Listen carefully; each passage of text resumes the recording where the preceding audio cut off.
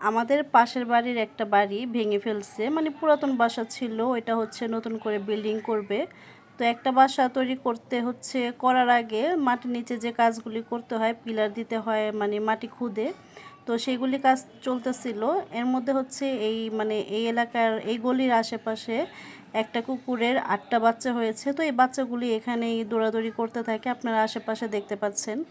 হঠাৎ করে করছে কি যে একটা গর্ত খুদে রেখেছিল ওরা, যে আগামীকাল হচ্ছে আবার পিলার দিবে, রাতের বেলা গর্ত খুদে গিয়েছে। তো গর্তের ভিতরে একটা কুকুরের বাচ্চা পড়ে গিয়েছে।